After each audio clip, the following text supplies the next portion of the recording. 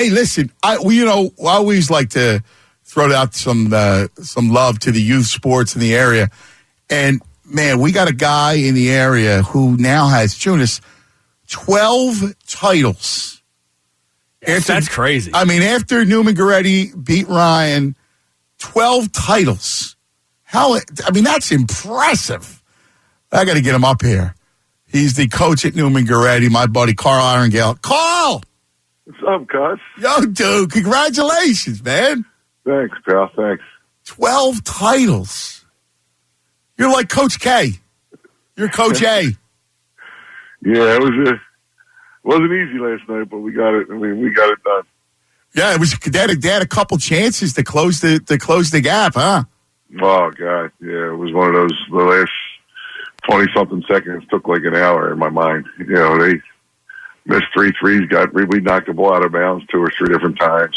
And unfortunately, we got the rebound and we made one. We split 1 or 2, and they didn't have any timeouts left, so I knew the game was over. Even if they scored, we didn't have to take the ball out. Let me ask you, what's it? What do you think the biggest thing has been able to give you this kind of success? Like to be able to continue. What do you think the biggest thing is? Fact.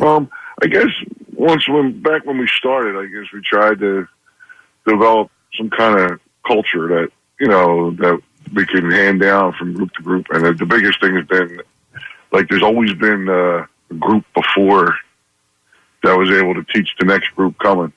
And that's what makes this one so unique, because we had a lot of COVID issues the last 2 years. Right. And nobody really taught these kids. They kind of did it on their own. And then we were led by, 2 seniors that are good kids, but our 2 best players throughout the playoffs were 2 sophomores, guards, that just kind of, or dudes like, I don't know, what we can say on the radio, they got big ones.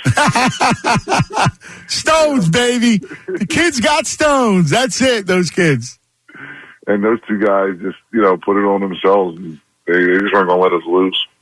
It's funny because did you get, when you're saying that about the class teaching the other class and there's kind of a rhythm to it, it reminds me a lot of what Jay does at Villanova and how he keeps, how he's relevant. He's a good friend of mine, and the kids probably get tired of me talking about them. I just appreciate what he's done over there and the way they do it. It's not conventional to everyone, but he gets his kids to play off 2 feet. He gets them to play extremely hard. He gets them to play for each other, and we try to do all those same things. And we're a guard-oriented group. We're small. We had 4 guys 6 foot or less in the starting lineup with 1 big guy, and similar to the way they play the college games. A lot of stuff we do, is modeled a little bit after kind of how they play. I mean, it's I try to take a little bit from everything, but it's a really good comparison. That's awesome. Yeah, it sounds like that. Hey, let me ask you, just from a basketball mind, because you're a basketball mind, all the talk with the Sixers and there's the real excitement. And when you watch 2 superstars like Harden and Embiid just immediately make magic together, it's like kismet when they're on the floor. Like, what are you saying? Oh, that was must-see TV. We had practice for the championship game, and I taped it Sunday. The Sixers game went home and watched it because I didn't want to miss it. But we had a guy that was afraid to shoot, afraid to make a play, afraid of the moment. He would have never been able to play in the pressure, that dude. 10,000. We had a guy like that. And the biggest thing for me was when I saw Harden smiling, and I'm like, okay, now let's see what happens. And, man, he's even way better than I thought. I mean, he was one of those guys that was on the other team. You kind of hated him. You tried to down his game. Well, he pitter-passed the ball, this and that. But, meanwhile, he's making all the shots and all the plays. And then I was anxious to see how it was. He's just, what he's going to do for Embiid and just the team. And you just saw it Sunday in that Sunday game, like being able to just close it out at the end. I mean, big guys can't close NBA games out anymore. It's you need a shot creator. When the Sixers just didn't have that. I mean, I was there Game 7 last year with my son with his Ben Simmons jersey on, and he He even couldn't make an excuse for him after that one, there. But now you get in that situation, you got a guy who can break the team down, get anybody on. He can pick who he wants to get the shot for. Well, what's interesting is that you bring that up because you, as a very, very successful high school coach, you look at the game through the purest kind of prism. Doc Rivers endured that loss last year, right? And his mission this whole season was to get Joel a shot on the floor that he felt comfortable knocking down every time, right? Yeah, and he runs that middle of the floor thing where the doubles can't come, and stuff like that. And that little 12-foot fadeaway with the leg out. Things, yeah, but so many things have to go right for you to get it to the big guy, in those situations. And they were starting them because there wasn't a nobody to create. They get against the shot clock late in games and stuff. Now you don't have to worry about any of that.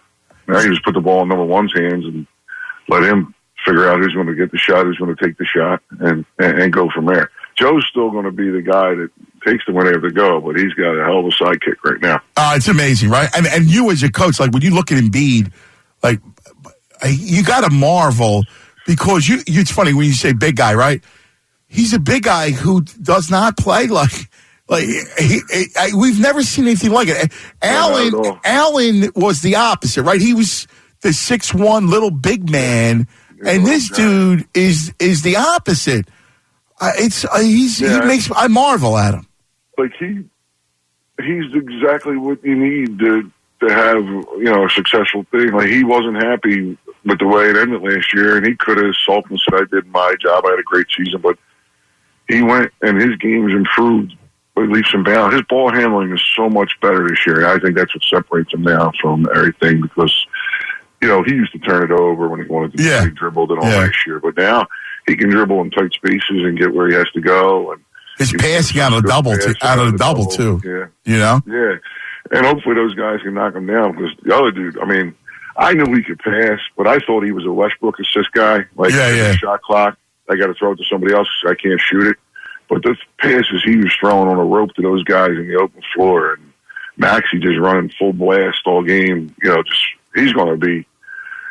You can just turn him loose now because he was doing a nice job handling the ball and stuff like that. But he's not a point guard. Nah, he's not a born. He's able to run free. Now he's going to be able to run free, and he's going to keep getting 20.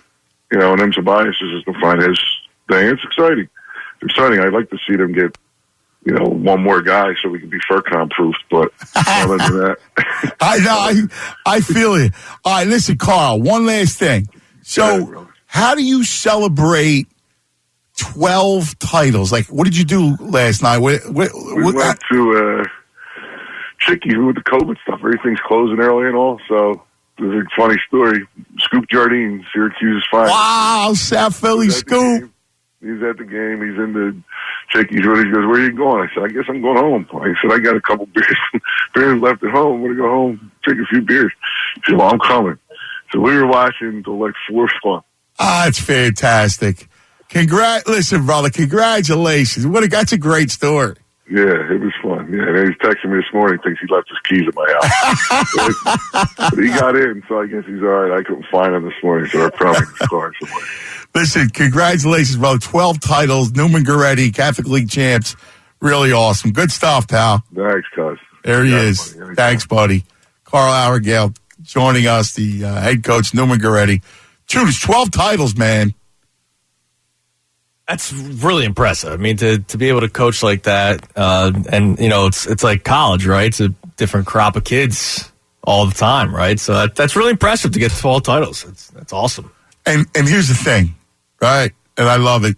Scoop, Scoop was an amazing player, man. My God, and goes to play Syracuse. That's a great story.